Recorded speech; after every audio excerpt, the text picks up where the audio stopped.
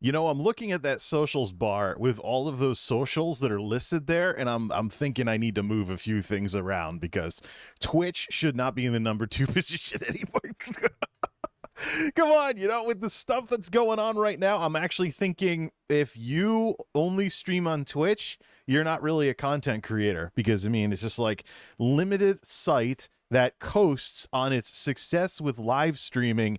It's just not the same as if you take a look at social media and navigating what is out there and available these days. It's like, I know. I'm the grumpy old boomer or whatever that some people, I mean, I can be grumpy and I'm definitely old. Boomer, though, is kind of embellishing things, but I know I'm the guy that is elitist and doesn't like Twitch. I know. It's just... It's something I'm kind of infamous for in my little corner of the internet, but it's not without good reason.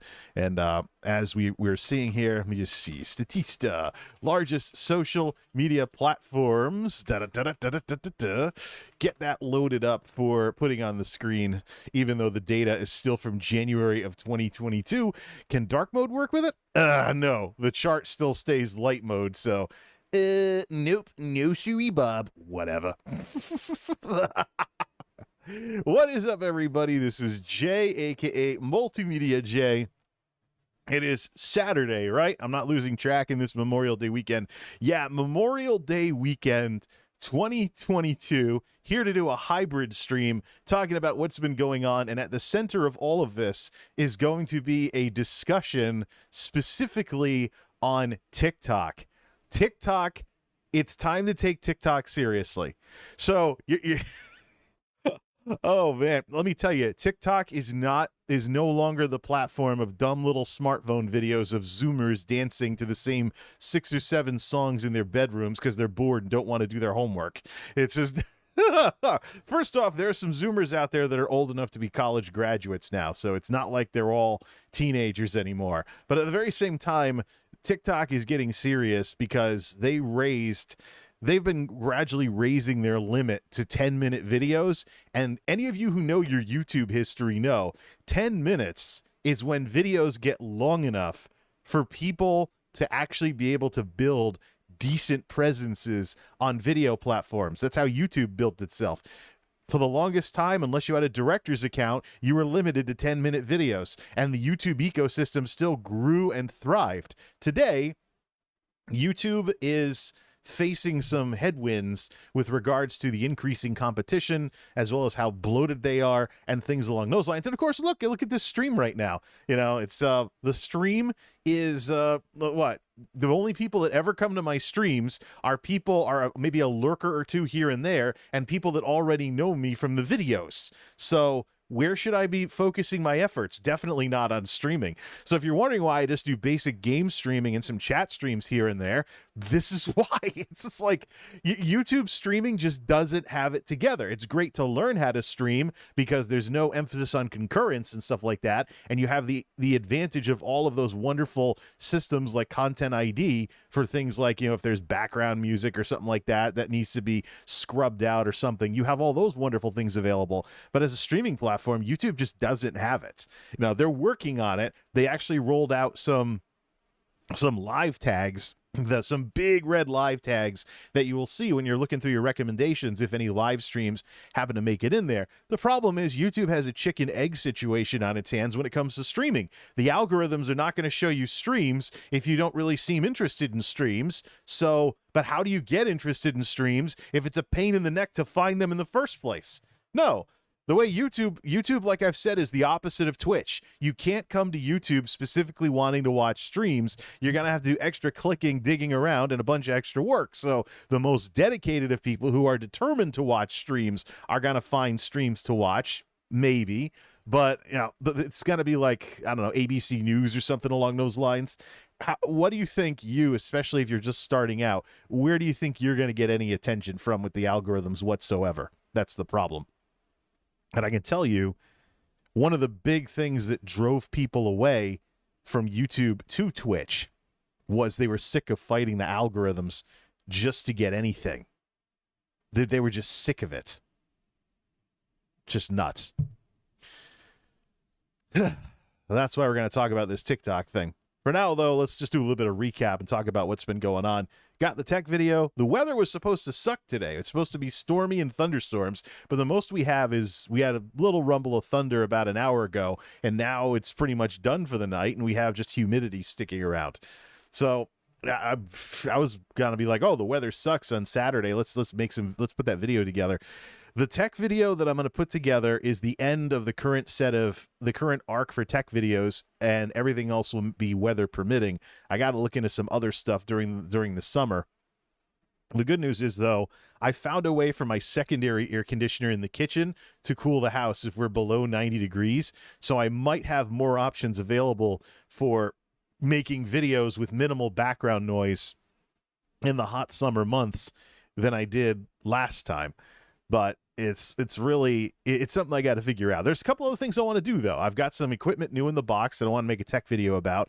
And there's a smartphone thing that I've been meaning to do now, I guess, for years with 2 smartphones that I have. I might need one of those magnifiers that you see on electronics workbenches, though, in order to do that, though, because we're talking smartphones here.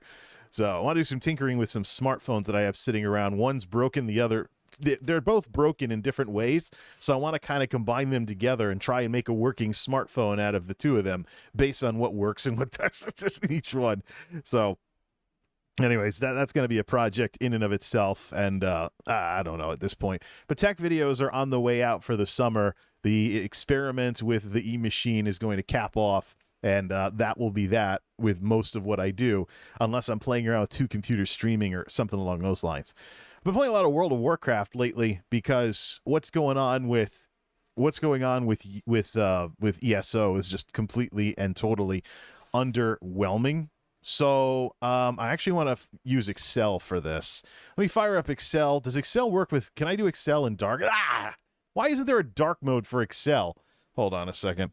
Let me just, well, you know what? We'll just make Excel a little smaller here because as part of the recap discussions for tonight, I want to take a look at Elder Scrolls Online and just talk about why I am so underwhelmed at the launch of Awhile. Because there's people out there, let me see here. Can I just do format cells? Why can't I just format the entire worksheet? There's got to be in here. Page layout, colors. Is there a way for me to do dark mode on this thing? Customize colors? No. Let's see. Well, we'll just format everything and format cells, and we'll make the background color. We'll just make it black. Bam. All right. Now I have Excel in dark mode. I now have Excel in dark mode. We're it's going to be like a blackboard, actually. Font, and we'll set the font to white. So basically, it's going to look like a giant chalkboard now. Yeah, yay, I've made myself a little digital chalkboard and stuff. All right, let me just jump on Twitter here, and we're just going to do some experiments. Tez Online, there it is. The Elder Scrolls Online. We're going to scroll through the ESO tweets. One of the things that people are upset about, let's build a whole new scene for this. Let's see. Let's make a dupe of Excel mode. Hey, well, Excel showed up. Let's do a dupe of Excel mode, and let's do browser versus Excel. And let's set up a scene for this. Browser versus Excel. Okay, this is working. So you want to put this over to the side here, and let me add MultimediaJay. Let me see here. Not video capture device. Let's see here. You know what? We didn't have background music last time. I think. Oops. No, I don't want to access the sound control panel. Let's see here. Dan's in the house. Dan's in the house commenting on a few things. That's cool. All right. Let's see here. Let's get some. What is this? This is the jazz stuff. All right. Let's get this going in the background, and let's set up this little scene here. Let's do plus VLC video source. Can I pick one that already exists, like the MultimediaJay overlay? Yes, of course I can. Let's see here. Make this small. Make this smaller, and then put it up in the corner. And then we're going to put a web browser. We're going to put the web browser up on the other side, because that's basically what I have right now. Browser. And let's do, let's see. Chrome. Lol. No, not a browser source. It's got to be a window source. That's why I couldn't see it. Let's do a window capture for the web browser. It's probably linking to live control room, isn't it? It's linking to live control room. What do you know? Wrong browser, dumbass. All right, Elder Scrolls Online, etc. Let's see, ESO, etc. I actually want to leave this full. You want to just shrink it down a little, and we basically want to show their feed. We want to show their feed. What's the thing with Loctavian? Do I have him blocked or something? I don't know. Loctavian's not showing up. He's a streamer. So I don't know. Let's see here. Let's see. Let's make this. Well, we can make it bigger, so we might as well make it bigger here. I just want to set something up for recap today. There's a lot that's going on, but I think the big thing I want to talk about is ESO High Isle and why I am so underwhelmed by ESO High Isle. All right. So let me put this back over here. We'll keep an eye on the preview to make sure it's look. All right. Card, game, everything else. All right, we want to do card game, and we want to do everything else. And see, how big is that? That's too small to read. Well, not anymore. Let's get rid of this. Actually, no, let's not and say we did. Make this about here, and let's just make it big. Let's center it. Let's just take both columns. Center, bold, and for these specifically, you know what? Let's see here. Center and bold. For these, let's put a thick bottom border. Where the heck is that? Thick bottom border. Oh, wait, it's the wrong color now. Oh, whoops. See here, more borders. We're gonna have to make that. We're gonna have to make that white. Color white, and this is gonna be so annoying to do. Oh man, that sucks. Let's see here. Please make the borders white. It's making them... No, it's... I was trying to do chalkboard mode with this, but it's just not working right. How about line color? No, that's not it. Oops. Now it's just adding them wherever. Escape. Let's just delete this row. Delete. And let's see. Put this up here. Actually, no. Let's, again, not and say we did. Let's just shrink that down a bit so it's not flush to everything. And let's see. For this one, there you go. Let's see. Draw. Oh, we can draw a border. Line color, automatic. And let's do this. Did that just put... It put two of them down, didn't it? No, it didn't. All right. You know what? Let's just format it. Let's format it thick, put it in the middle, and make the color do this. There. Did that just do it? No, it didn't. Why is it so difficult to run Excel like it's dark mode? I think it's because we have to click that and click that out. This does it. Oh, wait. Oops. Escape. Let's see here. So for these two, format border. Take that out. Let's actually just do like light blue for this. No, not that. Light blue. Let's do blue. And then for this, it'll look a little 80s. It'll look a little 80s, but it's better than what we have. And let's do blue in the middle, big thick line. Bam. All right. I suppose that's good enough for this. All right, so the reason why I've been saying that ESO High Isle is a little too focused on the card game versus everything else. So what we're going to do is we're going to put a 1 in these. This stays the same size, right? All right. We're going to put 1s in here every time we come into a tweet. Every time we come to a tweet, so I have Elder Scrolls Online's tweets here, the official tweets of ESO. So what we're going to do, we're going to scroll through these tweets, and we're going to basically, when they're plugging ESO High Isle, are they plugging the card game or are they plugging everything else? The card game is Tales of Tribute. I could probably make this scene a little better too, by the way. The card game is Tales of Tribute. Just crop this down, and then we'll just fill this in as we go. The card game is Tales of Tribute. I just want to, and everything else would be like, you know, oh, it's a Breton expansion, year-long adventure, etc. I just want to take a look at, you know, who is the subject, or should I say, what is the subject of the verbs here? So we'll do card game and everything else. Set this up, make it nice and big. Make it nice and big, and we'll start seeing, you know, so when they are talking about the game that they're working on, What are they bragging about in their tweets? Are they bragging about the card game, or are they bragging about everything else? We're going to put a 1 in here every single time until we decide to stop, and then we're going to add everything up at the bottom. Ready? Let's go. So, discover the lore of the Sisters Archipelago and the threat that promises da-da-da. So so the pin tweet is in everything else. The pin tweet is in everything else. Loctavian is streaming. Maintenance is complete. All right. Who are the 4 patrons of Tales of Tribute? That's the card game. Servers are offline for maintenance. Jubilee Cake is from the Anniversary Jubilee. Da-da-da. That's not it. High Isle's almost here. Pre-purchase. Da-da-da. It's not actually talking about anything, so no points for that one. Giuliano's Little Teapot. The weekend's almost over. Not talking about the expansion. Card game.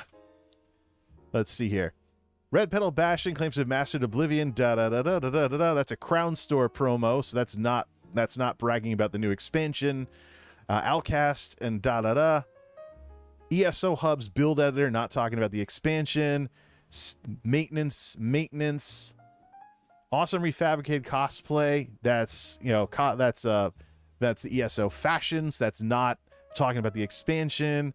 Spanish language support to Armory updates. Read about the base game improvements arriving free for all players in update 34. That's patch notes. That's not it. ESO with challenges and fun. Battle dragons, hunt for world bosses, take on a dungeon or 2. Podcast announcement, no. Tribute Tuesday. Tune in, learn to master Tales of Tribute with Gina Bruno. Card game. Play a match on a chair in the Scared PTS.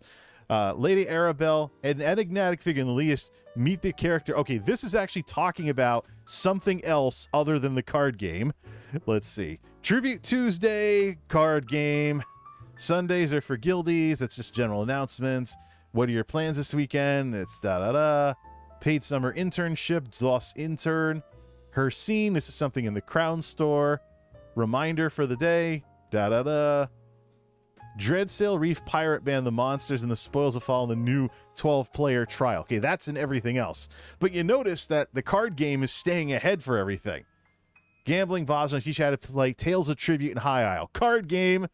Ascendant Lord and Ascendant Magus, and the Ascendant Order in this installment of Meet the Character. The Ascendant Order is part of it. But notice how they're trying to keep it balanced, but the card game, Tales of Tribute, the card game is staying ahead of everything else. Rad moms playing ESO, teaching their kids how to play. That's a Mother's Day thing. That's a maintenance thing. That's a call to action, service message, ESO build editor, something else. Shadow Scale, that's Crown Store, Airy Summer, retweet. Morally Flexible Khajiit. Okay, here's everything else. Can't wait to go with some of the key players in the chapter Society of Steadfast. So there, we finally catch up when we scroll all the way back to May the 4th be with you. Play Magazine, Jester's Festival, What is this? So you see what I mean? I mean, we have to really scroll in order to see something besides that darn card game. Necromancer, Morrowind, 20 years old, See you, keep going. High Isle, what's your favorite chapter to date? That's a call to action. We're live, ESO live, etc. Okay, that talked about everything, so that's one of each and stuff. But notice how it took some time for everything else to catch up. The card game is more current with everything. All right, and then there's your companion, Isabelle Valois, etc., etc., etc. So when we go back to April, we start to see a balance of everything. But since then, it's card game, card game, card game, card game, card game, card game. When we look back to everything that's closer, the card game has taken over the narrative instead of what's actually in the expansion. This is why I'm suspicious. This is why I'm saying what I'm saying about High Isle basically being Elder Scrolls Online's Warlords of Draenor. What was one of the problems with Warlords of Draenor?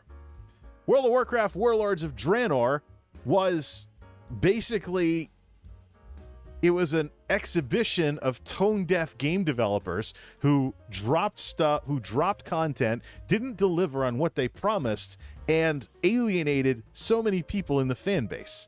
So it's just like, imagine if, for example, and this is the closest WoW equivalent that I can come up with. Imagine if in Mists of Pandaria, with World of Warcraft Mists of Pandaria, already a lampooned expansion when it launched because it's a Kung Fu Panda expansion, it's not Warcrafty enough, da-da-da. Imagine if Blizzard had hyped the living daylights out of pet battles more than Pandaria and the Pandaren. That it was Mists of Pandaria, but you saw things swing in that direction to where it became advertised more like a Pokemon game. See what I mean? So part of my cynicism of High Isle is because the theme is supposed to be Breton overload. It's supposed to be very Breton-themed expansion. But there's a lot of problems with that's the way we've always done it with how ESO zones work. And that has led to what I think is going to be the most disgustingly underused asset in the game, Castle Navire. I checked out the public test server now that it's close to launch, just to make sure I'm not like criticizing the game in its early development stages as opposed to what it is. But I go out there and know, the medieval high fantasy that you should be getting with a Breton-themed expansion is still underutilized in Castle Navire. It's mostly a paper prop. I don't know how many people have seen Monty Python and the Quest for the Holy Grail, but there's the Camelot scene. Camelot, Camelot, Camelot. It's only a model. Well, that should not be anything serious when it comes to what should be the most, medieval high fantasy part of the game here. I mean, there is the seafaring Gonfalon Bay thing and stuff like that. There's the story and everything that's in there. I'm sure the story will be fine, but to throw your resources into adding triple triads, so to speak, to Elder Scrolls Online versus hamming up that medieval fantasy. No, the medieval fantasy that comes with the turf with a Breton expansion by like having jousting or something over at Castle Navire or setting something up like that. So all these people that are RPing like Breton knights and other stuff can actually go out and do that. To have that going on, to not focus on that, just it's like, what are you selling, ZeniMax? What are you selling? I've been playing ESO since World of Warcraft Legion. And since WoW is a rather quiet game now because of the scandals and people running off to Final Fantasy and pretending Final Fantasy is the most amazing thing ever, it's actually been pretty relaxing for me to level some characters in WoW recently. Then some of the bad expansions like Warlords of Draenor and BFA are actually pretty decent leveling expansions. So a lot of the expansions that are made fun of in so many YouTube videos from back when they were current actually are pretty decent leveling experiences. The stories are pretty all right. I mean, Warlords of Draenor's story didn't go off the rails until max level with raiding. You started with the Iron Horde, and then suddenly, oh wait, it's the Burning Legion, and we're not fighting against Grom Hellscream as the final boss or anything. Just the reason I talk about Warlords of Draenor is because Warlords of Draenor was supposed to be very, very big on Warcraft lore and the traditional feel of the old Warcraft games. I mean, we're going to Draenor to fight the Iron Horde, which is basically you're going to fight a bunch of orcs. So if that's not a throwback to the original RTS games, I don't know what is. A bunch of orcs want to invade Azeroth, so we're actually going to take the fight to them and stuff like that. And there's going to be all kinds of things like that sort of stuff. But I mean, I posted the documentary on Twitter that someone made on YouTube of all the cut content from Warlords. But Warlords is known as a disappointment for a reason. And that reason is that the developers just completely lost the pulse of their player base. Now, ZOS has made some hardware upgrades to Battlegrounds and the support of PCNA and stuff along those lines, but I'm wondering what's going to happen when the inevitable rush of new people comes in for the High Isle expansion. Are the technical upgrades going to be able to handle the traffic from the upcoming launch? Are there going to be login queues when the new expansion goes live? So that's why I'm cynical of High Isle, and that's why I made the switch back to World of Warcraft, because I got plenty of stuff to catch up on. I mean, if history is going to repeat itself with ESO High Isle becoming like Warlords of Draenor, where you have the devs just doing their own thing and missing out on what should be very obvious things in the game to focus on something else like a card game, then, I've seen this before, and I've seen commentators get upset about it before, most notably Heel versus Babyface. Some of his most fiery rants of all time, some of Az's most fiery rants of all time were during Warlords of Draenor, especially when it was announced that The patch schedule had been nerfed. Farallon was never making it into the game. And then Blizzard was just, they kept the door open to make this stuff, but they ended up not doing it. So, and to think about it for a second, you think about the launch of everything. And when it came out, you had the first patch, which was the launch, which had everything except Tanan Jungle. And like the first raid or something like High Mall or something. Patch, I think it was 5.1. The first patch in the game, the 0.1 patch in Warlords, was the selfie cam patch. Nothing exciting at all. Then the 0.2 patch added Tanan Jungle, and it ended the expansion. It's like, talk about ducking out of your game. It's like, come on. Yeah, and to this day, I think Draenor is criminally underused. It's a great example of why the theme park thing just doesn't work. The whole theme park, hurry up, hold my hand, we're running around seeing all the sights and going on all the rides. You know, we gotta move on, we gotta move on, we gotta move on. I mean, it's like, Blizzard should revisit Draenor and improve a few things there, but the only way they can do that is by getting the player freedom thing down pat, which they currently don't. Chromie Time is a joke. It's a half-cooked answer to the player freedom that exists in other MMOs. Until Blizzard finally acknowledges that they have a huge world and they need to end this practice of only the current landmass matters, until Blizzard decides to do that, there's no chance that any of these underutilized assets are ever going to be improved. And it's just going to be a shame to see that happen in ESO with Castle Navire when eventually, you know, they move on to whatever the next thing is. And, you know, this obvious thing here, look, you know, you got people that are making their own fun in this game.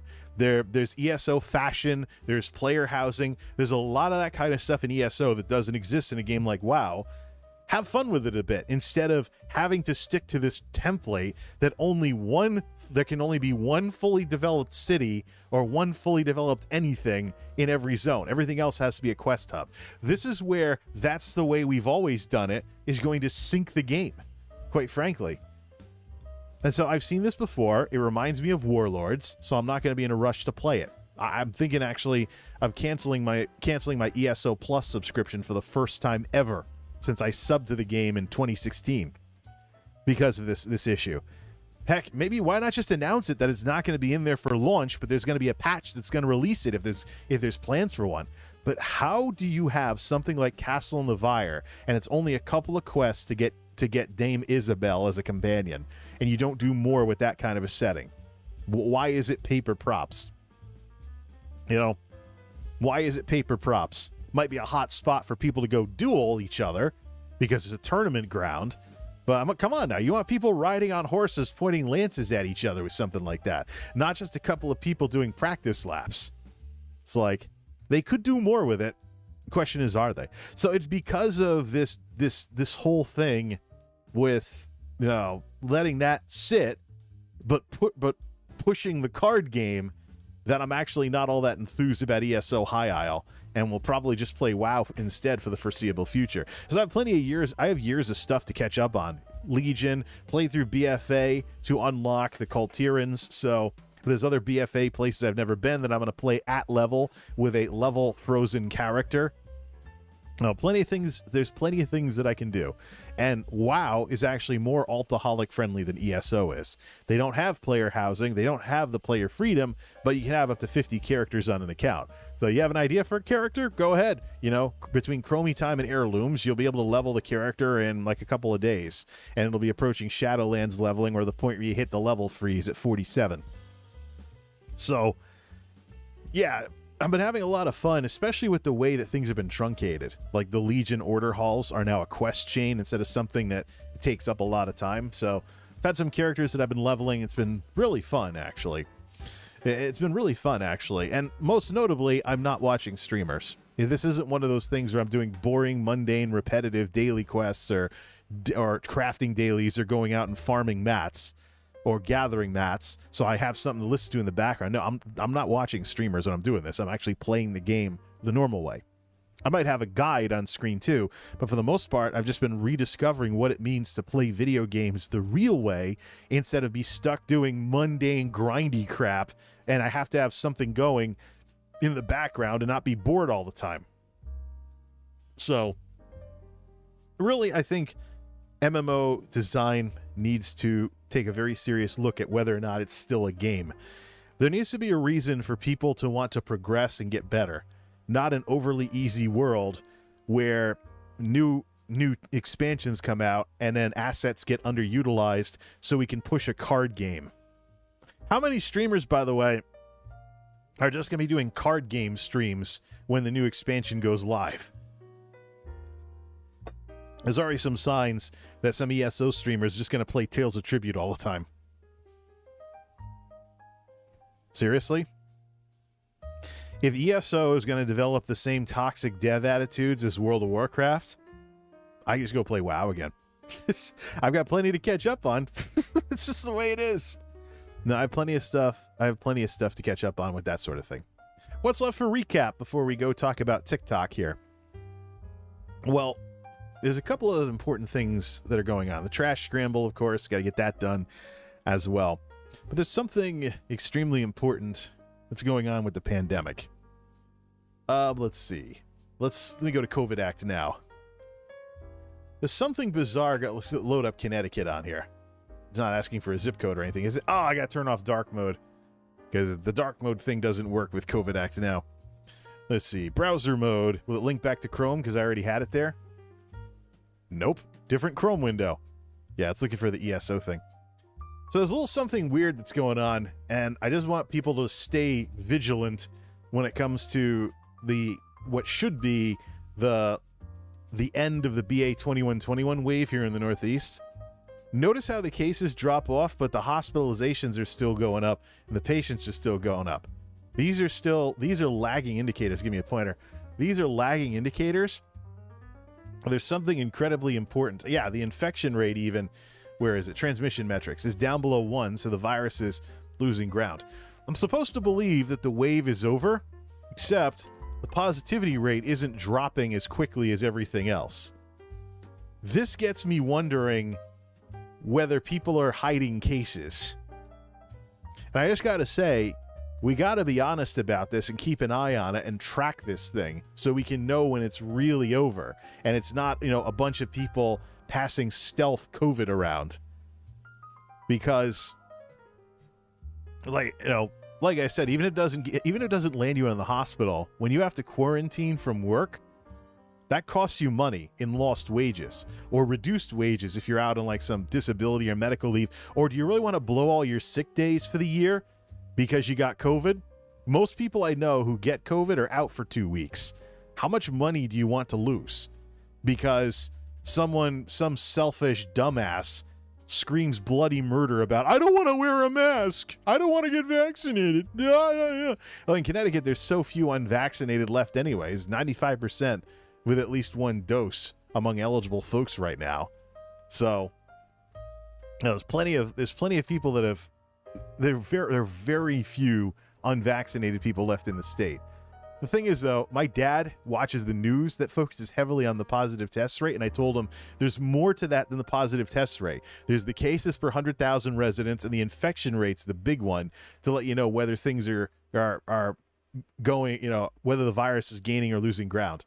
But for once, since this hasn't dropped quite like the others have, like, for example, this little spike right here, since this hasn't dropped, this tells me people are hiding cases and they're using at-home tests and other stuff. Now, at-home tests are a blessing and a curse.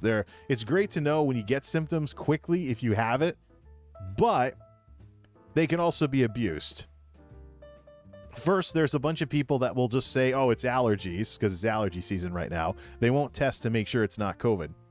And at the very same time, there's also people that never report stuff because they just use at-home tests or something, and they never actually go get a PCR. Well, here's the problem, and this is going to be a problem with people working sick. You got somebody that wants to go back to work, and their employer doesn't require a negative PCR test or something like that. They just take the test wrong, say they're negative now, and they come back to work, maybe while they're still contagious. Why is it that folks like me have to be the ones that think of these possibilities? Why does it seem like the CDC and the other folks that set policy don't seem to understand that dishonest people exist? It's just like last year. Oh, all right, if you're vaccinated, you can take your mask off. Okay. So people lie about their vaccination status in order to not have to wear a mask. Then they get something, and then they get the next variant and pass it around all over the place before they finally know they have it, which has been the problem the whole way through. This thing has an incubation period, and people spread it without knowing they have it yet. That's half the problem with this, is the stealthiness of it. That's why contact tracing needs to be a thing. So until I see, so when people are actually getting formally tested with professionally administered tests, there's only a little bit less in the percentage of it. Now, any double-digit positivity rate can be viewed as sus. That used to mean before 2022 that there were tests that were escaping detection because there wasn't enough testing. But in 2022, when we're changing the colors of the maps and we're telling people, oh, it's all about individual risk and da-da-da-da-da, we've totally thrown that out the window. So while there's a double-digit positive test rate and it doesn't drop the same as the other numbers, I'm going to assume that people are hiding cases. And what a pity. The numbers are kind of frozen on some trackers for the Memorial Day weekend, but I just wanted to get that out there. That just because the numbers are dropping, you got to look at all the numbers. I mean, this should be good news for me that according to this, the BA2121 or 212.1, if you want to be totally correct about it, that this spike is supposedly over, but why is it not showing up in the positivity rate yet with the formally administered tests? And why does this case drop not match the admissions and the patients, the lagging indicators? Of course, usually they're 2 weeks behind on that kind of stuff, but there's enough problems in the numbers that even if, say, you're in a county that's flipped back to medium, you might still want to keep the masks on because there's probably some stealth COVID going around that you want to try and dodge before everything is really back into eclipse. And of course, the thing we got to keep an eye on as we head into the summer is those two variants in South Africa, BA4 and 5. When do they make it over to the United States, and what do we know about it? What do we know about them? Right now, it's BA2121, or BA212.1, I should say. That is the dominant variant in the United States. We'll have to see if any of these other ones dethrone that or something like that. And still, compared to May, we are going down. This year, going up. We actually had a spike in the spring. So any remaining arguments about, oh, it's seasonal, no. It depends on people, the mitigation, and, how they handle it. If you tell a bunch of people to act like it's over, guess what? They're going to act like it's over and give us our worst May ever, except when we were locking everything down in 2020 to stop the initial outbreak of this thing. So, and this is post-vaccine as well. Cases per 100,000 residents in the state of Connecticut up around UK alpha levels. You want to see the vaccine in action? Here's Delta. We had a murmur of cases as opposed to the big surges you'll see in the southern states. So, is that everything? I suppose everything that's worth talking about here, except for the Sully Gnome 365. Been seeing some upset Twitch streamers on Twitter lately, and all I gotta say is, let's just cut that. Twitch streamers, Twitch shouldn't be taken seriously as a platform at this point. If your entire online media presence is on Twitch and primarily Twitch, you're selling yourself short. Here's a negative trend line over the past 365 days. But this doesn't give you the whole picture because there's ebbs and flows to the concurrents that are watching Twitch. Let's go and get the whole thing into play here and blend them all together. Look at the gray. So 2020 got up to this dotted line right here. And when I say that Twitch has eliminated their gains in 2021, here's a big thing here, and then there is this, and now we're back down to here. And now if we look at the bottom of it down here, we see the gray starting to dip a little. So they are clearly back into 2020 territory when it comes to viewership. So yeah, they're trying to do this. They're trying to do this other stuff. 95% is a good thing, says DJ. That's the cap for mathematical reasons. You don't want to, there might be issues with certain mathematical issues if you go above 95% vaccinated. But don't forget, DJ, vaccines in Connecticut have been available to the general public for over a year now. So you may have been fully vaccinated or got your first dose last year. And if you blew everything else off, well, I mean, it's just... So the only thing that matters with vaccinations is whether people are still stayed current on their shots. Let's see here. But here's Twitch. And we see the gray start to slip a little further. So all the collabs and all the never-ending collabs that people are doing right now, I don't consider to be a good thing. I have used the term like referencing drunks propping each other up so they don't fall over. You know, I've done that. I've said that kind of stuff. People have been upset about it. The truth of the matter is the social media landscape is changing in 2022. Any platform that wants to stay big, any platform that wants to stay a major platform needs to acknowledge this. And quite frankly, content creators need to acknowledge this too. And that's why we're talking about TikTok when we come back.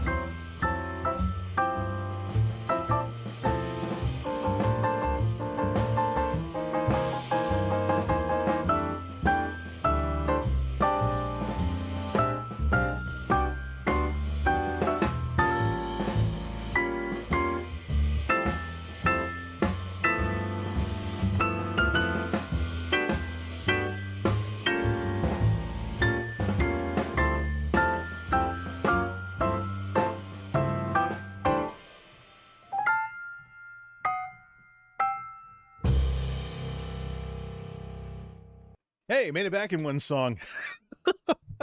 Let's go over a couple of things before we get into the discussion on TikTok. DJ say, I fully vax, just need the booster. Yeah, pick it up when you're eligible. I mean, I just went to a Walgreens for that, so I'm actually kind of surprised that my doctor actually let me have a second one with this kind of thing. Community transmission levels. Let me load that up. There is one more thing as soon as it loads, because CDC's tracker is incredibly blah with that. Ooh, it looks even crazier with this dark mode plugin that I have here. So regardless of what's going on, I'm actually still going to keep the masks and everything going and be tenacious so long as we have substantial or high community transmission. I don't think the guidance from last year really had a fair shake, because we went through the Delta wave and the Omicron wave. There never was a chance for people to take their masks off. But when the pandemic went into eclipse after Omicron, then there was a chance for people to do that. But here's community transmission right now. You want to tell me that the BA2121, etc. wave is not a national wave? Oh, come on now. Do I have to reload this just because No, I want to make it smaller. Come on, CDC. Minus. Reload. Why does their Tableau thing need to be so buggy? Seriously. Okay. Leave. Come on. Yeah, there's half of America turned gray. Yeah, finish loading, please. You bloated, slow, whatever the heck it is. Get the circle off the screen. I already can see what I need to see here. So, all right, we're not going to zoom it because it doesn't zoom correctly. So, you want to tell me this isn't some kind of national wave? Oh, it's endemic. It's endemic. Really? Yeah. You want to try telling me this isn't some kind of national wave? Bam. There we go. Yeah. Of course, there can be a lot of cases going around without leading to severe illness and people being in the hospital. That's what happened in South Korea. They've also made more progress on vaccinating their people than we have. So it's just like, it's crazy just how people want to be militantly stupid and let essentially their own health be turned into a political issue. And then we can question the data in some of these blue counties too. I mean, how do you have low transmission in some of these blue counties? Unless, of course, barely anybody lives there. But I mean, for the longest time, the Northeast was what was red, but the red has spread pretty much everywhere else. Florida has it, Puerto Rico has it, Alaska, District of Columbia, California has it. The West Coast is pretty much there, except for a couple of counties here and there. So, no, you want to try telling me that we're not in some kind of national wave? Yeah. No, absolutely not. So, yeah, it's worked well up to this point. So, right. I guess the main rule here is don't be stupid, because there's a lot of people out there that just, misery loves company, and so does stupidity these days. All right, let's talk about let's get to our main discussion here, which is about TikTok. And let me get stream health on here as well, because the concurrent counter isn't really telling me anything about, because there's people that are chatting in chat when this thing says I have no viewers, like right now. Would it be overkill wandering the world of my NCR Trooper cosplay with gas mask from Fallout New Vegas? So, I mean, the thing is N95s and other stuff out there too. But I mean, I actually just have regular masks, the regular ones that I found that fit very well and not a lot of air gets through that I've been using. But it's just a matter of don't be stupid. I mean, there's people out there that are pretending. If you know someone has a bad attitude towards everything, stay away from them. If they're your friends, tell them, hey, get your act together, and I'm not getting sick and losing a bunch of money because of you, or ending up in the hospital or dead because of you. It's just the thing. You got to have standards in life. And quite frankly, there's also a lot of anti-Asian racism that's in play, as there's an article that went around on Twitter that I also retweeted, that some of the things, like, for example, not wanting to be aggressive towards the virus anymore because we don't want to look like China. Look, China it's apples and oranges between us and the PRC. So, no, it's like there is never an excuse to stop, wanting to take aim at dealing with something that has killed now technically millions of Americans. Imagine if that happened during World War II, posting a picture of one of the Axis leaders saying, "Oh, they've killed millions, but we can learn to live with them." I don't think my grandparents would have tolerated that. just I mean, how stupid have people gotten that they let America get diluted like this? Well, anyways, that's a totally different discussion. We've gone nearly an hour before finally getting to the main discussion here. So let's get to it. It's time to take TikTok seriously. We have PowerPoint ready to go for this in the whole 9 yards. All right. I don't know when this happened. I really don't. According to some of the articles I'm reading, TikTok started rolling this out a couple of months ago, beginning with some bigger users at the end of February. TikTok has been progressing towards being a comprehensive platform similar to YouTube. They just don't have like the ad stuff and things like that. Monetization on TikTok works like the YouTube Shorts fund. They only pay out a flat amount, so it's really not worth pursuing any kind of monetization on there until they get their stuff together. But TikTok was I first learned about TikTok as the dumb little website or app, I should say, for the mobile side of things. The dumb little app where Zoomers dance in their rooms to music I've never heard before, and it gets popular for some reason. It's just the TikTok app is a thing, but fundamentally though, TikTok has built a culture around making TikTok videos, or should I say making TikToks, reviving way the heck back mid-2000s when I referred to YouTube videos as YouTubes. But it's the YouTube of the smartphone here. I figured that TikTok had done something significant when they caught YouTube's attention, and YouTube decided they wanted to start doing short form and stuff like that. But there's a lot that's in play with TikTok, though, and why I think it's time to take them very, very seriously with the smartphone world that we have nowadays. There are even things with regards to YouTube that YouTube needs to take note of, and YouTube needs to get its stuff together. I mean, a TikTok that solves its problems is going to be a force to be reckoned with, because whereas YouTube has a culture, Twitch has a culture, Twitch isn't even on the top social media platforms in the world, Facebook might have to build up a culture as an omni-media platform and a reputation for being anything other than, oh, I argue with grandma about politics or something like that, or some meme that she's sharing. You know, Facebook, largest social media platform in the world. Omni-media, they should be doing more with what they have. I'm very surprised they're not retooling the platform for this decade and, you know, going after that market. Just lets me show that the leadership at Facebook doesn't know what they have. A couple of years ago, YouTube had a near monopoly on this kind of stuff, and they acted like it too. Their, you know, algorithms didn't work right. People got banned because of automated systems or systems that didn't have a human check on them. All kinds of other weird stuff happened, and it just seemed like YouTube didn't care because they didn't have to. Today, however, very different story. Look at Statista here. Most used social networks worldwide as of January of 2022. But can I, unlike the community transmission map, I think I can zoom in on this.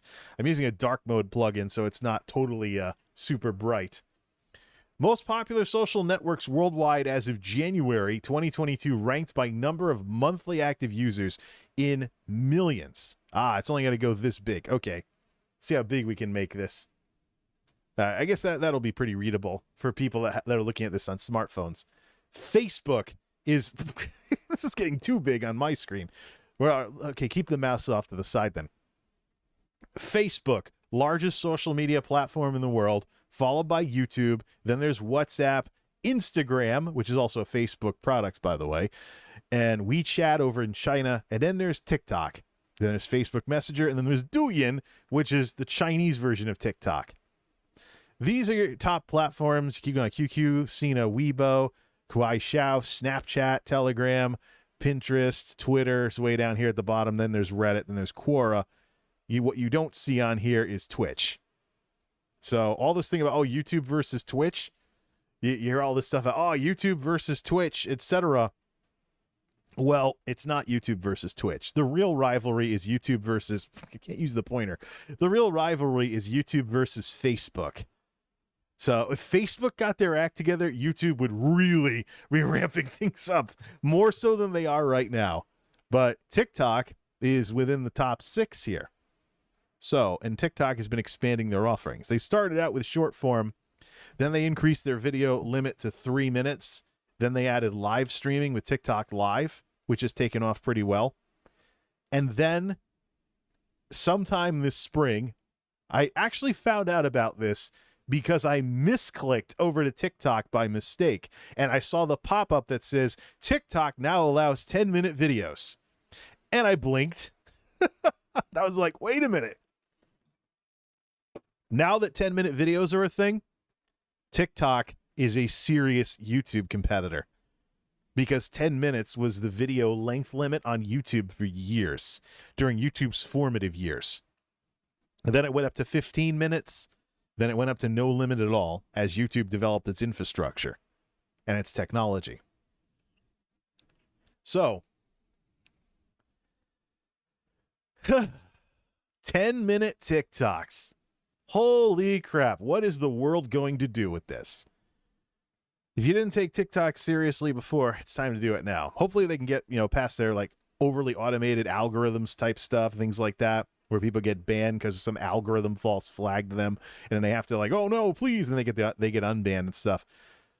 I actually think TikTok, with the way things are on YouTube nowadays, I think TikTok actually has some very serious potential because of their culture and and being centered on smartphones. Unless people start making like fake vertical videos with video editing software, which I could do. I'm actually thinking of, now that there's 10-minute videos available, making TikTok editions of all of my tech videos. I'm actually thinking of editing something like that together. And it would look like a TikTok video. It wouldn't have intros or outros or anything. That's all YouTube stuff. But I'm going to watch a bunch of longer TikToks and then maybe try and make it look similar, or maybe add a little bit of my style in there, like the TV raster and stuff like that when changing scenes. You have to do a lot of editing to go from a horizontal video to a vertical video and still show the proper information. However, thing is, you'd be like, oh, well, Jay, what if people just watched your TikToks all the time? Every platform has its internal users that watch primarily that one. So there's an entire audience that I haven't really gotten to introduce myself to over on TikTok, because I haven't done anything except a few joke clips over on TikTok. But the joke is on me now. 10-minute videos, a focus on smartphones, which smartphones have a whole culture behind them. It's an entire generation of younger people nowadays that grew up with smartphones, and then there's the rest of us that have adopted them. But it's just, TikTok is no longer for joke videos. It's pretty serious now. And I think if they've made this much progress in the last couple of months, then they're becoming a serious contender very, very quickly. Let me go over to, not channel content. I don't want the channel content there. Although we could see if the parasocial nut job that always dislikes everything has showed up yet. No, not yet. Good. So let me go to my analytics, though. Give me my analytics over the last 365 days. Audience, give me my traffic source. I might have to see if can I get traffic sources on here. I'm looking for, nah, I'm going to have to go into advanced mode. All right. Last 365 days. Views, traffic source. There it is.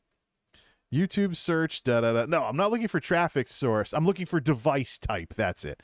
Over the last 365 days.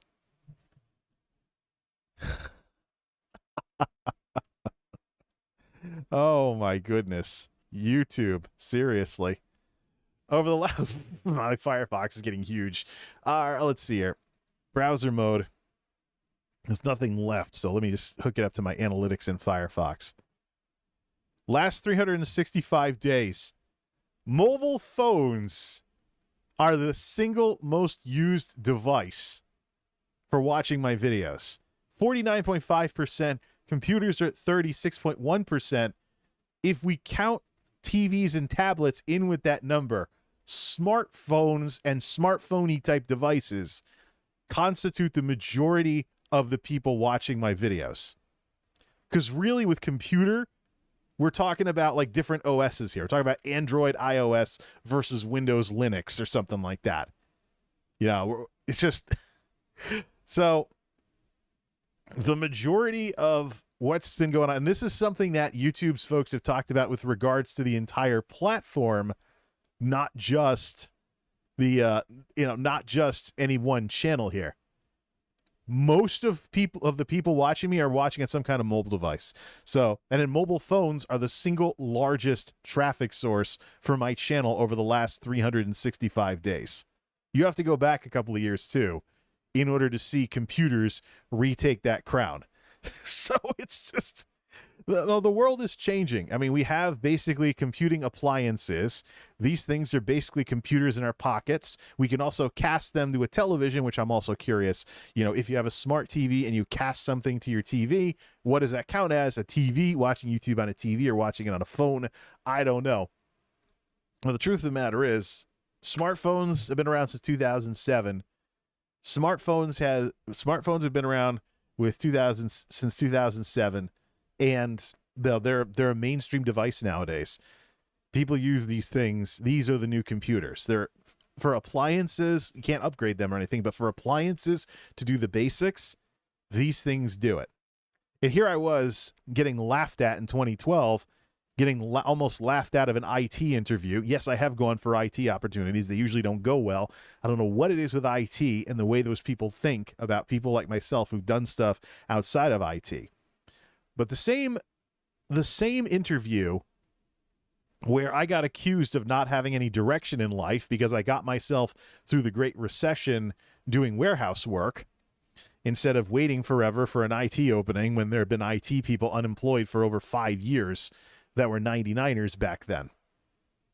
So that very same interview, the Hawaiian shirt, feet on the desk IT manager who told me I wasn't good enough and I had no direction in life and what the hell was I even doing, laughed at the idea that I had that we'd eventually get to an era where smartphones could replace computers.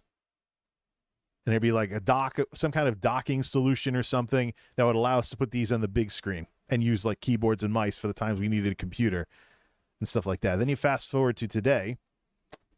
Mobile runs many, many businesses. You go to like a medical office, you're not going to find computers in all the patient rooms. You're going to find a dock setup. So that assuming the nurse or the doctor doesn't just use their laptop for everything, they can plug in and put stuff on the screen that way. There aren't computers in all the patient rooms. There's computers for the personnel, and then there's, something to hook them up to. Same thing with phones. Phones are the new computers, plain as day. Now, mobile has taken over. Computers have their niche and they're useful for things, but phones rule the roost. Mobile devices and smart devices rule the roost. It's the way it is. So, when you want to make a YouTube competitor, why not build something with an emphasis on these? Especially in a day and age where YouTubing now has barriers to entry if you want to be taken seriously. First, the algorithms are going to not be in your favor until you get lucky and go viral. YouTube doesn't really have a lot of discoverability outside of you get lucky and the algorithm passes around something for some reason and you can't figure out why. No, seriously, no. Many of the people who say nice things about my tech videos say nice things about tech videos from 10 years ago. So, do I want to wait a decade before people finally start showing up in my audience again? I'll be 50 by then.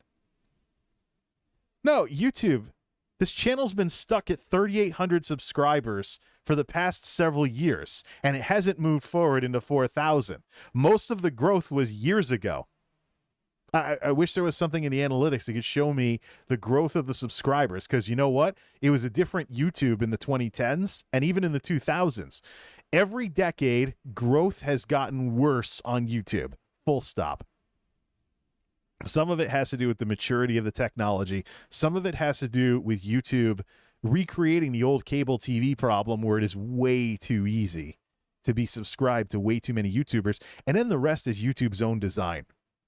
When you subscribe to a YouTube channel these days because you want to watch someone's content, first of all, there is so much algorithm crap that you don't even need to subscribe anymore. Whenever you show an interest in a certain topic, the algorithms will send you stuff to your front page. You don't even have to subscribe anymore. And maybe that's one of the reasons why the subscriptions on my channel have been dead for years. And then there's the vetting system. Oh, your numbers are going to fluctuate because we're vetting whether or not you have real subscribers or not. Yeah, so one day my channel's in free fall. The next day, oh, wait, I do have subscribers. Oh, wait, no, I don't. Yes, I do. No, I don't. Enough. The YouTube of the 2020s, people. And let's say somebody actually does subscribe to my channel without me twisting their arm to do so. Like and subscribe, like and subscribe, like and subscribe every single video until it becomes a meme. Let's suppose that somebody actually does subscribe to me. Unless they know to ring the bell and set it to all notifications, they're not really subscribing to me. The default subscription is personalized notifications.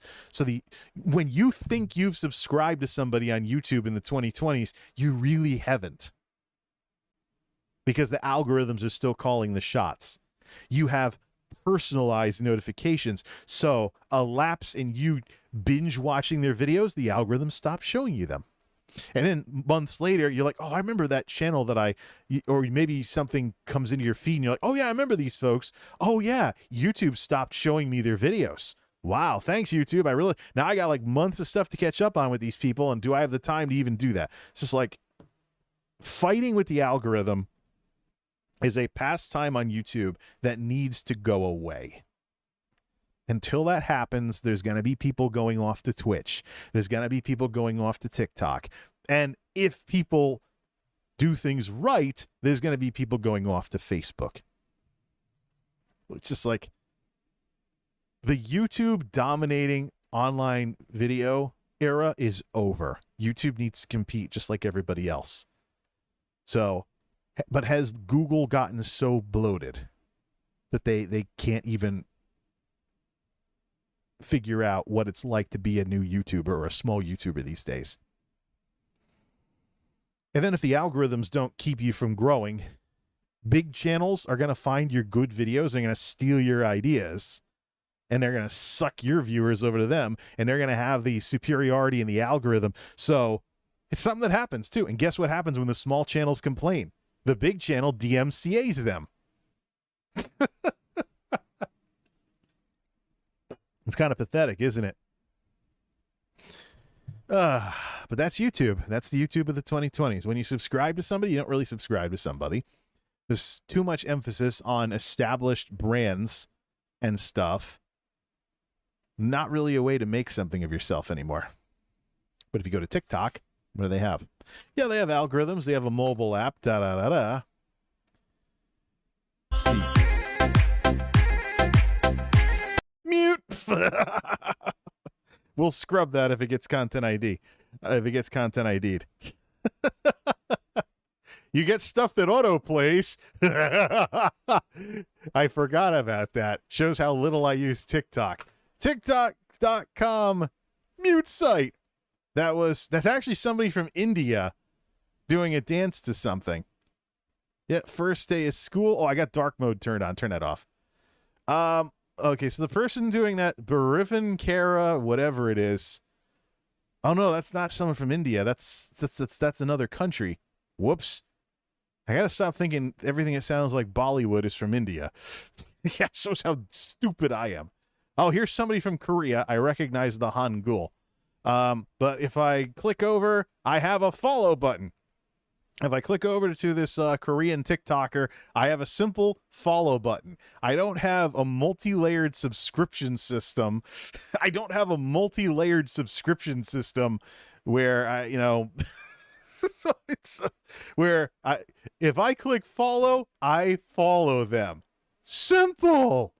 It's like on Instagram. It's like on Instagram. Let me actually load this up here. It's like on Instagram. I mean, I can like stuff. Oh, they have follow buttons too. Kind of like how on YouTube has subscribe buttons on YouTube Shorts now for the, for this type of stuff here. Someone dancing in pajamas. Someone making fun of how girls get into their car. A makeup tutorial. It's basically YouTube, but I just keep scrolling and scrolling and scrolling. And then click stuff if I like stuff, etc. The point is, I just keep scrolling. I don't actually have to click anything. Let's see. Doja Cat fan account. Someone dancing to a Doja Cat song, etc. How long are some of these videos, though? 131. Is anybody using the longer video format? 209.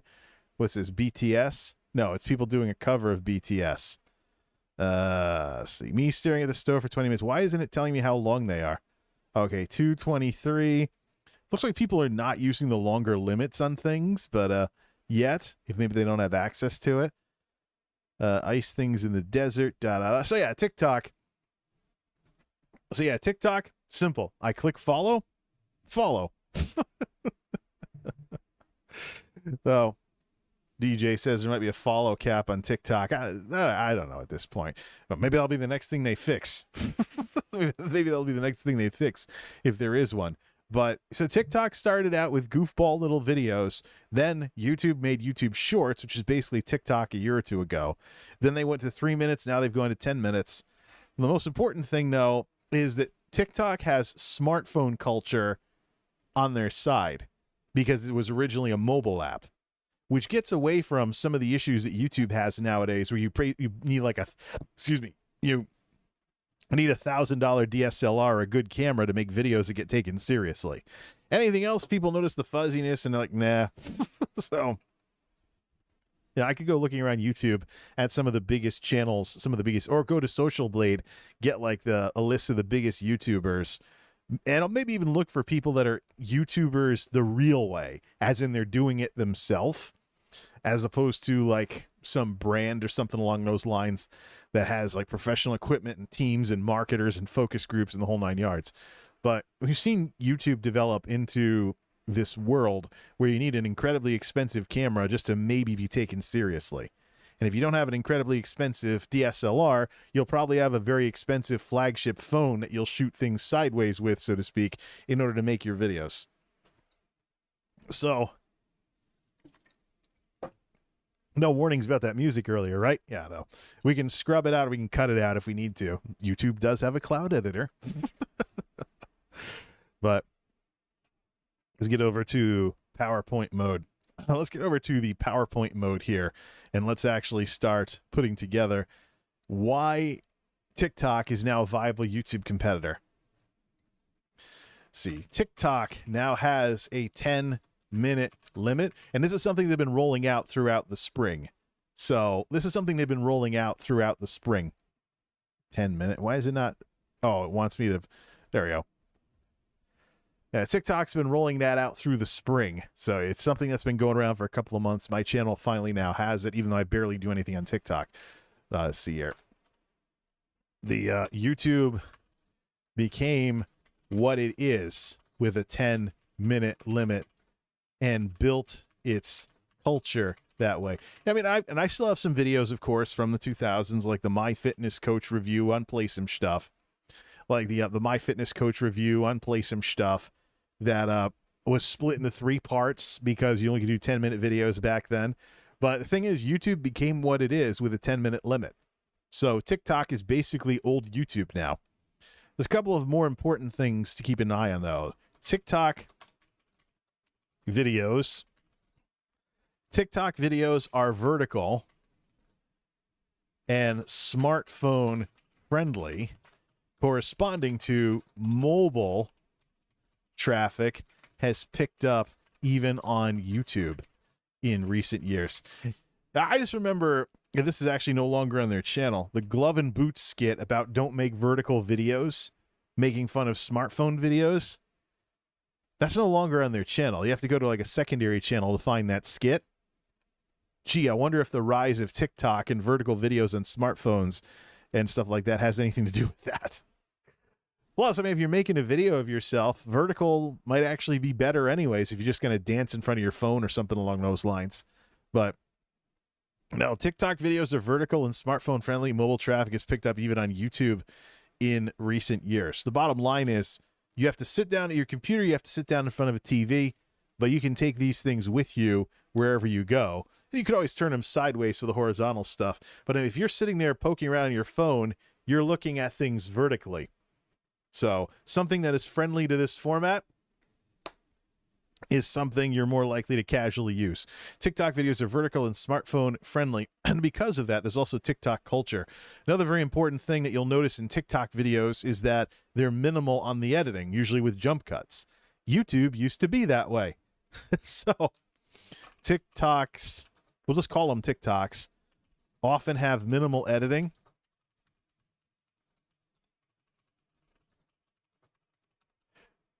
AKA just like the jump cut vlogs on YouTube, in the 2000s and 2010s.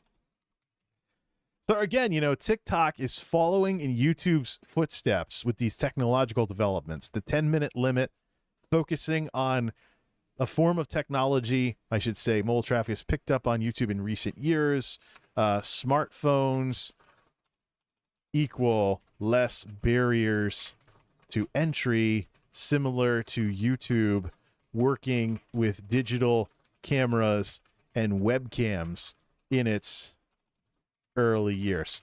That was it too. I mean, television required, that's the big thing too, is the barriers to entry. If you want to make a TV show, you needed some equipment. With YouTube, you just grabbed your camera and made something. You know, whether it was a digital camera or your webcam or whatever it was. So this culture on YouTube nowadays where there's a minimum amount of production value before anybody will even watch your video or the algorithms will even take it seriously, that's a Johnny-come-lately. YouTube built itself off of regular people making regular videos that were good because of the content. TikTok now has that. Just like Jump Cut Vlogs on YouTube in the 2000s and 2010s, bottom line is TikTok is doing what YouTube used to do.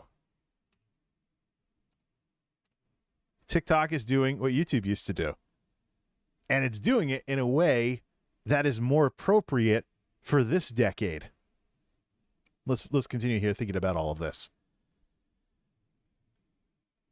Let's also not forget the TikTok culture. TikTok culture.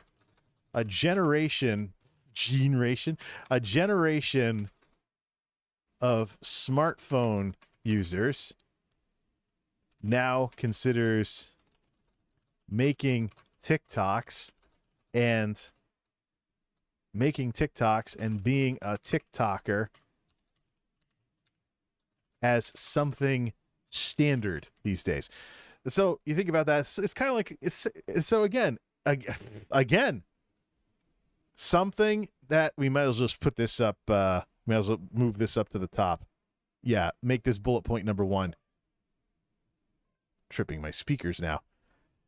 TikTok is basically doing what YouTube used to do and is following in YouTube's footsteps. That's really at the center of all of this, is that TikTok is basically doing what YouTube used to do. 10-minute limit. YouTube used to have a 10-minute limit. There isn't a big barrier to entry with equipment and production value and stuff. You can buy lights and things to make your videos look better, but it's acceptable.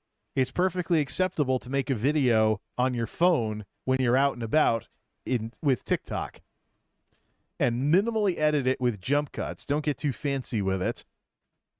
And there's even a term, being a TikToker, similar to a YouTuber. So it looks like TikToker, so I'm going to put a hyphen in there so that way people read it correctly, because toking, of course, is drug use. TikToker is a successor to YouTuber. So, and when you consider that TikTok is one of the largest social media platforms out there and more general adoption will help make it bigger, why wouldn't you do this? Hey, by the way, show flow. TikToks have better show flow than YouTube videos. Let's see. There really isn't the time or space for in-video advertising on TikToks. I think maybe there's probably some channels that'll start doing it. You know, put in a quick plug. Or something along those lines. TikToks have better show flow than YouTube videos because of that. So you think about it, you have the intros, you have all the other stuff. Sometimes it can take a while unless there's a teaser at the beginning. The bottom line is a teaser exists to try and get you to watch the stuff that it's not teasing before it gets to that. So instead of just getting to the point, it's what I used to say, less fluff, more stuff. TikTok does it better than YouTube because of the length limit on things. Also because it's a vertical video for smartphones. So how much more of this TikTok following in YouTube's footsteps do we need to see here?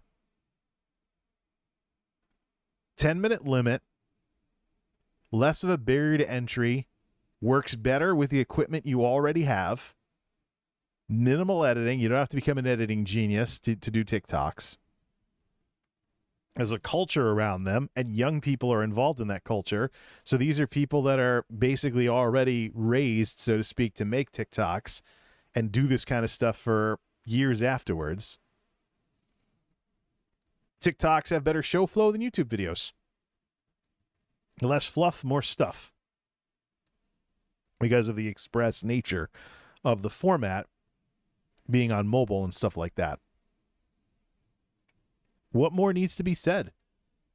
So here's what's next, and this can round out the bullet points on the slide. As TikTok progresses more towards being a comprehensive smartphone video platform, don't forget TikTok Live, etc. Well, let's put that in first. 6th largest platform in January 2022. 6th largest, we go back to that Statista. Let me just check that here. Largest social media platforms, top 6. Facebook was at the top, right? Largest social media platforms, Statista.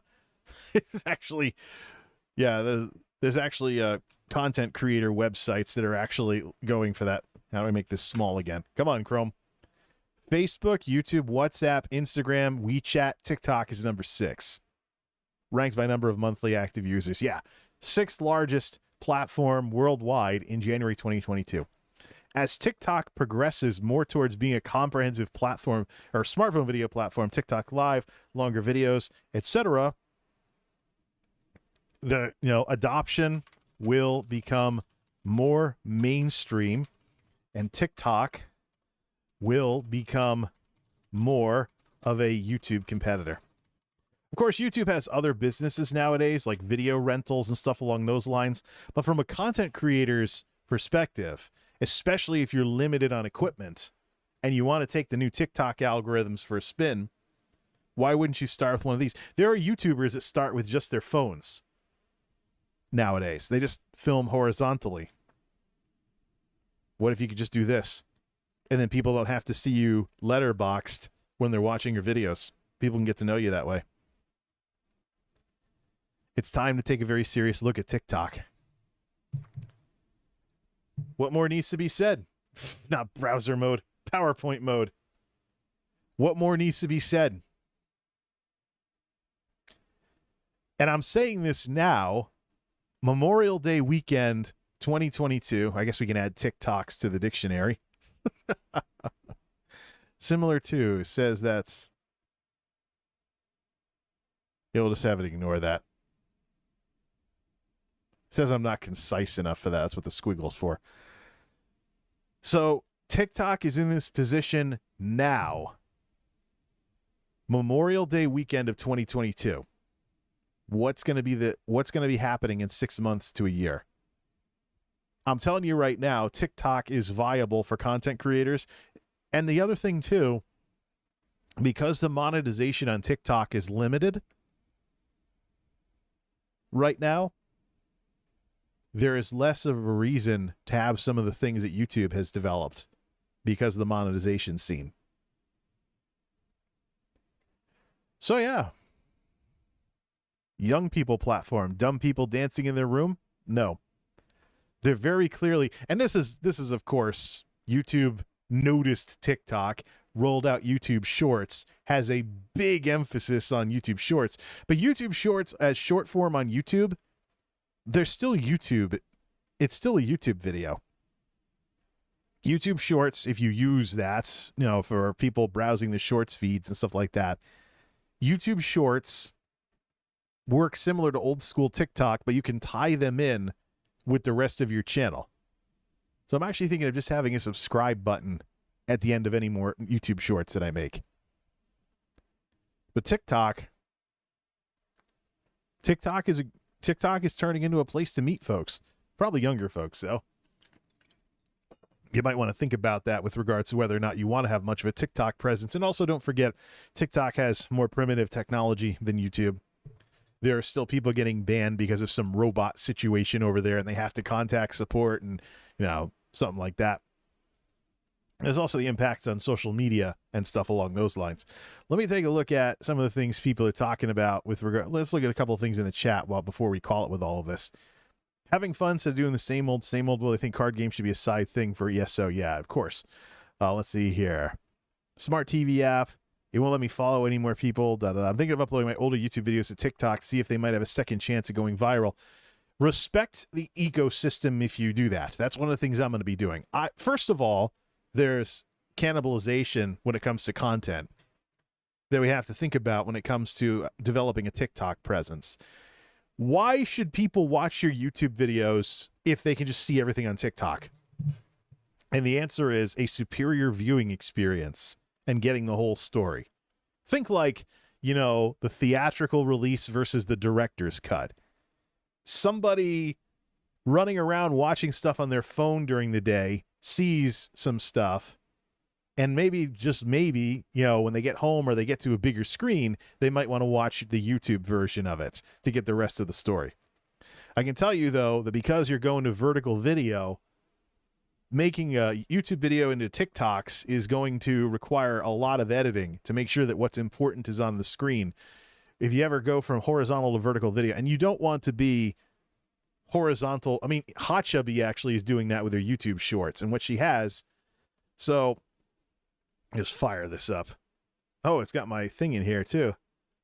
So what we have, you can't even see the screen. We're just gonna have to approximate it here. So you have your screen. The video is like here, right in the middle. And she has to put like her socials above and below. Do you really want to be squinting at something that only takes up a third of your screen on your little 5-inch phone screen? No, it's just like, it's just going to be tacky. You're going to look like a YouTuber who can't figure out TikTok. That's one of the reasons why if I convert some of my tech videos into TikToks, they're going to be very different than what they are on YouTube. Simply because you got to become familiar with the platform and how everything works stuff. And also don't forget, just because TikTok has 10-minute videos now doesn't mean everybody's using them. We went looking through a TikTok feed earlier. Most people aren't even hitting 3 minutes. And remember, TikTok is also a platform where you scroll everything. So someone can just scroll to go past your video if they decide they've had enough. So you'll find TikToks are extremely, extremely edited. YouTube is a form of artistic expression. You can make your video look like a movie. You can make it look like an old TV show. You can make it look like this or that or the other. TikTok is an elevator pitch. When somebody is scrolling by, every video you have on TikTok is an introduction to you as a content creator.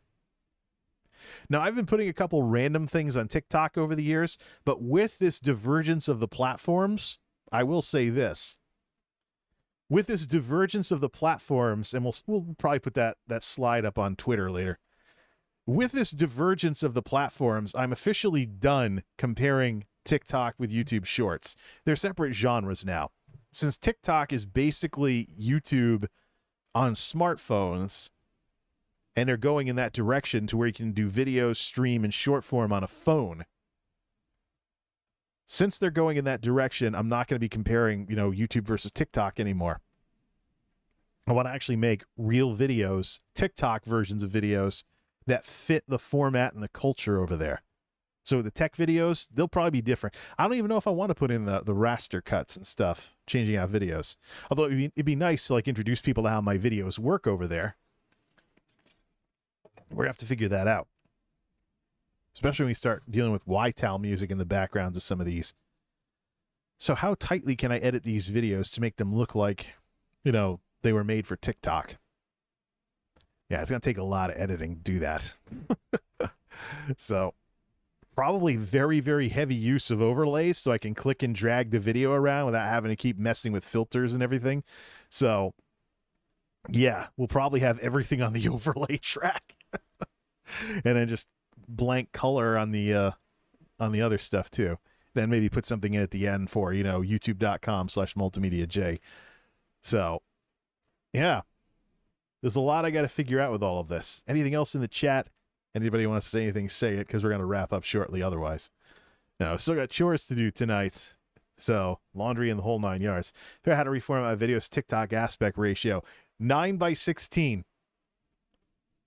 So, 16:9, 9:16. So I manually dialed it in. Actually, my Corel Video Studio supports vertical 9:16 ratios. So it might require a video editing software upgrade. But yeah, you're going from 16:9 to 9:16. And when you start trying to fit what you have in a horizontal video into that vertical template, it's like the return of that thing that used to be on TV versions of movies before widescreen came out. This video has been modified from its original version. It has been formatted to fit your screen. I always wondered what that meant until I learned about widescreen. But now you have widescreen and vertical screen to contend with. But yeah, TikTok is basically YouTube for smartphones. Then I think YouTube really needs, you want to know why YouTube's ramping things up. They want more leadership on live streams. They want more support for short form because they have a growing threat on the horizon. And TikTok is becoming what YouTube has already been before. And TikTok is already, as of the start of this year, before all these feature expansions started happening, TikTok is already the 6th largest platform out there. Who knows what's going to happen now? So yeah, I'm going to take a close look. I mean, I was already planning on not doing too much for June because of the trash scramble that's going on. I don't want any of this stuff to get in the way of making sure that I can get the old stuff out of here before the prices go up for like tires and stuff, things like that. I just wanted to make sure I could get that out of the way. Also, any stuff that I want to, like bulky burnable waste and stuff like that, I want to get rid of that as well during the month of June before the prices double for some of the cheaper services. Trash Scramble 2022. Woo! Might be something to do for Memorial Day as well. But, well, I got something else I can do now. I'm going to want to try that out and see if I can get any views on there. But I also found the algorithms on TikTok to be very, very finicky. There's stuff that's gone nowhere, and there's stuff that's gotten like hundreds of views. So it's more of a crapshoot than YouTube sometimes. But there's an entire generation of people that want to, and you know what? I should probably also mention before all of this happened, I already was hearing about Twitch streamers. There was one very narcissistic Twitch streamer who was bragging about how she built herself up from nothing. I do some digging into her origin story, so to speak, and it turns out she had a feedback loop between YouTube and Twitch. No, she had a feedback loop between TikTok and Twitch. TikTok is getting serious enough that people learn about you on TikTok and go off to your other socials. They've come a long way in a short time from the kiddie platform with people dancing stupid stuff in their room. 1-minute videos. But I think we should have seen this coming. YouTube has gotten too big, bloated, and convoluted, and Facebook can't get their act together. That leaves room for a new competitor to show up and start making the rounds. They're coming close to eating YouTube's lunch. No, they're not. YouTube has plenty of things that TikTok just plain can't afford. First off, as we saw with YouTube, when YouTube got a little too far away from what made them what they are, we started getting into the problems like what we have today. So now there are movie rentals, TV shows officially hosted on YouTube, etc., and other stuff.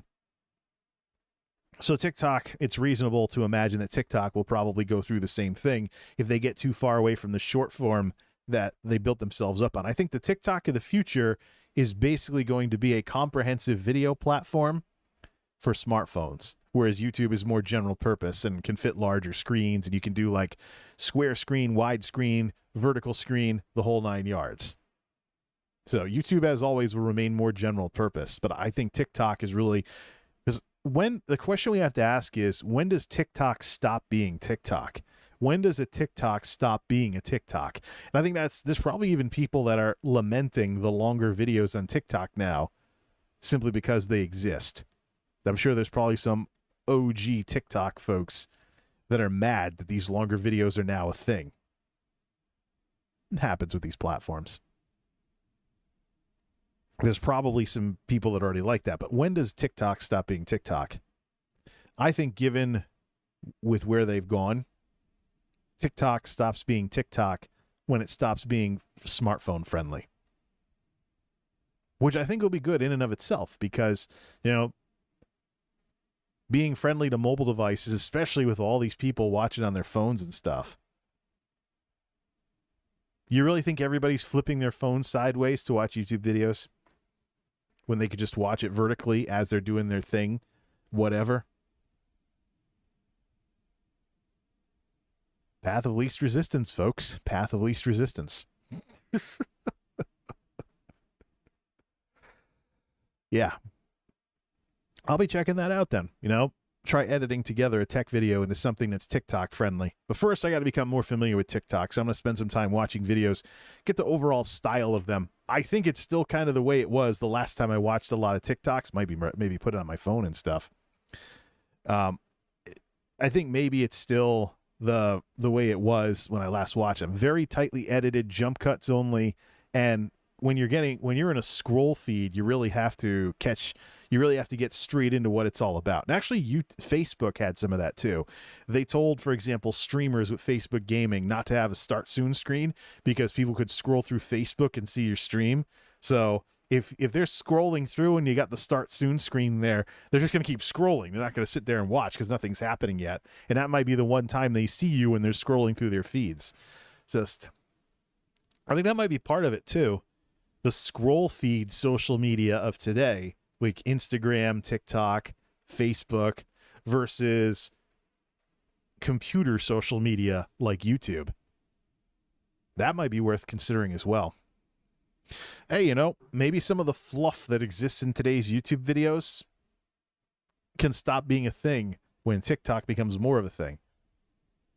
I'd really like to stop being the weirdo that doesn't believe in bothering people to like and subscribe every single video. I mean, I put it in the credits for the tech videos and stuff, but I really don't think YouTube should be a platform where this is the video, but only, wrong hand. This is the video, but only this is what you actually want to watch. Because you know at the end, it's always going to be a call to action. No, just go straight to the end screen. Give someone to click on, tap on in order to watch, click on or tap on in order to watch more stuff. You know, don't get to the end of the video. Oh, it's an ad. I can click away now. I'm sure if these people watch their retention graphs, they'll probably see that nobody is using their end screens if they have some in-video ad at the end of the video.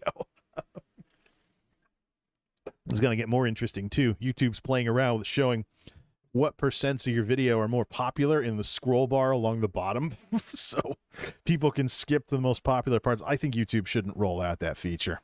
No, it's just like something goes viral, people won't appreciate your video for what it is, and they might not even watch the whole thing. That's probably more trouble than it's worth. But yeah. TikTok. Time to take it more seriously because TikTok is taking itself more seriously.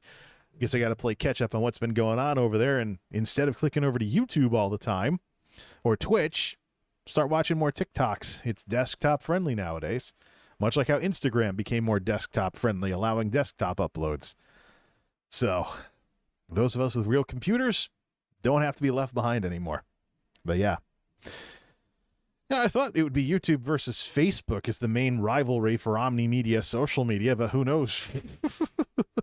Wake me up when TikTok starts allowing text updates or something, or pictures, or something similar to the YouTube community tab. That would be another shot across the bow. But hey, when it comes to social media platforms and online media platforms like this, competition is good. Keeps these platforms from getting lazy and complacent. But isn't that how markets usually work? Right. Till next time, this is MultimediaJay signing off. Thanks for stopping by and have a good Memorial Day weekend, everyone. Well, folks in the U.S. anyways.